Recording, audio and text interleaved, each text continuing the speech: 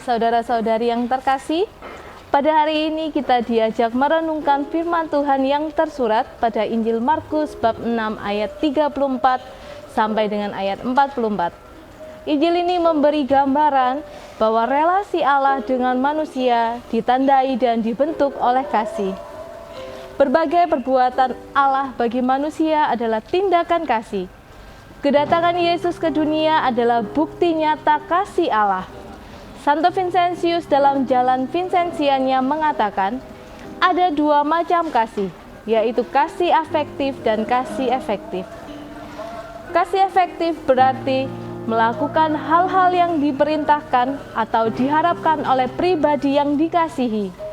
Mengasihi Tuhan Yesus secara efektif bukan berarti hanya mengikuti ajaran-ajaran dan pesan-pesan Tuhan Yesus, tetapi juga mengajak dunia menghargai dan mengasihi Tuhan Yesus. Selamat mengikuti Rehavin hari ini, Tuhan memberkati.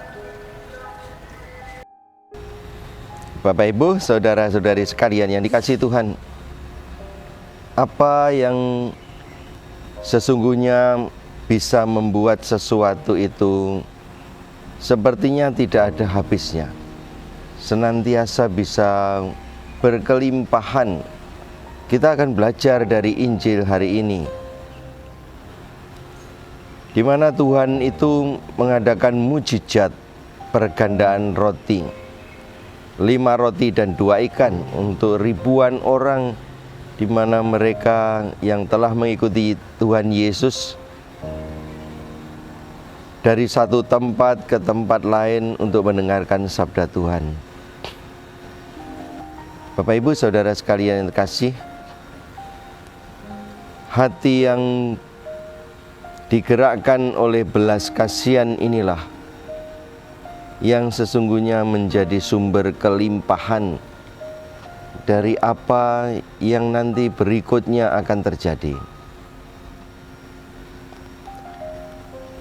Memang nampaknya itu hal itu juga kecil, sederhana. Nampaknya dimiliki juga oleh banyak orang. Orang-orang kecil, orang-orang sederhana. Kalau cuma 5 roti dan 2 ikan, kiranya juga banyak orang bisa memilikinya. Dan disitulah sesungguhnya cerita mujizat yang kita dengar dari Injil Markus bab 6 ayat 34 sampai 44 merupakan hasil atau buah dari hati yang tergerak oleh belas kasihan. Mengenai bendanya sendiri, materialnya sendiri, ada 5 roti, ada 2 ikan, dan kemudian itu diserahkan kepada Tuhan. Tuhan kemudian mengucapkan doa berkat, dan dari doa berkat itu roti yang jumlahnya terbatas itu kemudian dibagikan dan menghasilkan rahmat yang berlimpah. Masih ada sisanya lagi. Semoga kita bisa seperti apa yang terjadi di dalam bacaan hari ini, bersikap seperti Tuhan Yesus. Kita digerakkan oleh belas kasihan, dan dari sanalah sebetulnya kita bisa mempunyai sesuatu yang di dalam hati kita itu bisa seperti tidak ada habis-habisnya, meskipun sudah dibagikan, meskipun sudah diserahkan. Nah, saudara-saudari sekalian yang dikasihi Tuhan, Tuhan Yesus dengan para murid, di mana para muridnya digerakkan oleh satu pertimbangan yang sifatnya logis, memperhatikan mereka supaya mereka nanti tidak terjadi sesuatu di dalam dirinya. Itu sesuatu yang sebetulnya sudah sangat baik, supaya mereka nanti ya tidak berada di tempat yang sunyi, mereka juga tidak terlantar di situ, maka mereka diminta untuk pergi. Nah, inilah saudara sekalian yang dikasihi Tuhan, sarana prasarana yang ada di dalam diri kita seringkali juga tidak banyak, seringkali tidak bisa memenuhi sesuatu. Kalau dilihat dari segi jumlah, kita bisa merasa bahwa itu tidak cukup, merasa itu tidak bisa memadai dari keperluan yang ada.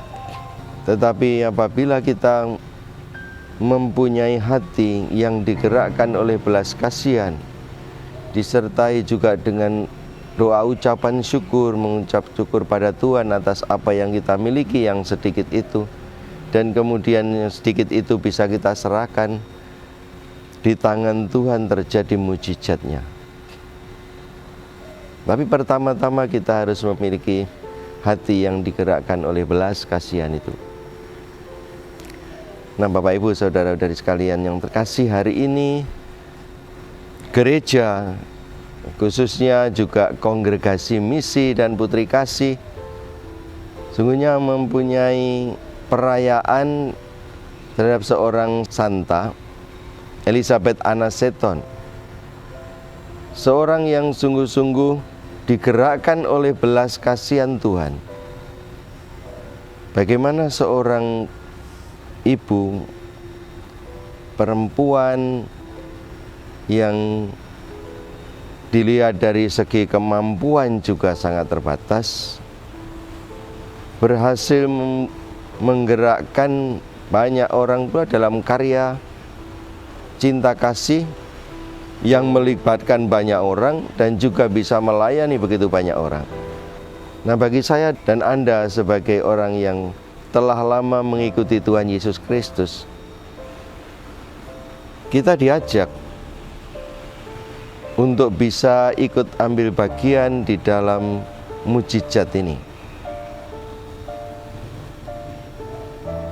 Kalau para murid yang mengikuti Tuhan Yesus itu menyarankan supaya Tuhan Yesus memerintahkan orang-orang itu supaya pergi untuk mengurus dirinya sendiri,